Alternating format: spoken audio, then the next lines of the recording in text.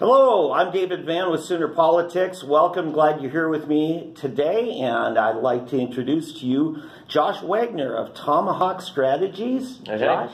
And Josh and his partner, John Fritz, operate a campaign consulting company here in Oklahoma, and not just here in Oklahoma either, right? Right, we do work nationwide. Okay, yeah. This is your home office in Yes. South Tulsa.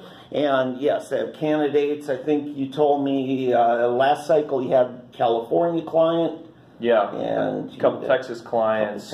We had a client in Maryland for U.S. Senate race, and a few kind of scattered throughout. All right. Yeah, it's been exciting. Good. Now, you and John Fritz have worked with other campaign consulting teams. Yeah. Yes. In fact, going back most of the last decade. Yeah. Yeah. Absolutely. Okay.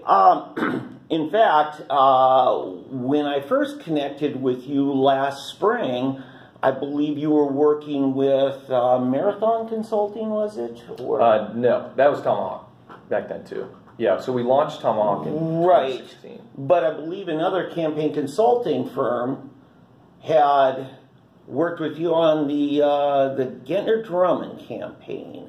Yes, we were retained in the runoff, right, to do the ground game. So okay, so sometimes a candidate, if they have the funds, because I mean you got to pay the rent, right? Yeah. So we'll actually bring in campaign consulting companies who specialize in particular things. Absolutely. And it would be true to say some campaign consulting firms do specialize more in whether it's mass mailing, mass media, right, ground game, grassroots coordination, public events, rallies, right? Exactly. Yeah. Okay.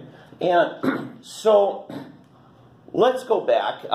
We were talking just before we started recording in Oklahoma politics. Particular, we're going to talk about conservative politics. Yeah.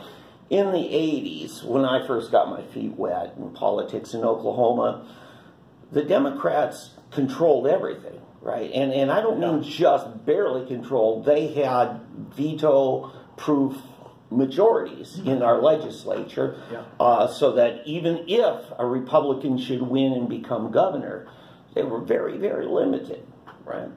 So back then we really didn't see conservative candidates working with campaign consultant firms because there really weren't any. Right. And it really was the '94 campaign, I think Oklahoma started to see this. Tom Cole, for instance, before he got into politics himself, was seen as one of the best conservative campaign consultants.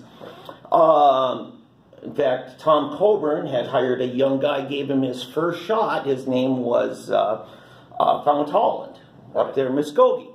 So, and since then, over the last 20 years, we've seen it balloon. You've worked for other companies. Sure. And why do you think we're seeing this all of a sudden in the last 20 years when the previous 80 years there weren't? Well, the money in politics is a huge thing. And I wrote a post for the Daily Caller about how bad it's getting. I mean, you see billion-dollar presidential campaigns where, you know, candidates who've just announced on the Democrat side have already raised as much as, you know, some of these presidential nominees back in the 80s and 70s. Yes. And it's just a huge problem that, you know, I don't think our founders ever intended for, you know, legislators and people who assume government offices to make it a career. So you're saying you don't think the founding fathers wanted you to be in this business, is that right? Well, one could say that. No, I think, well, I'll tell you this. Okay, hold on here. Yeah. When we come back, he will defend his institution and career. All right.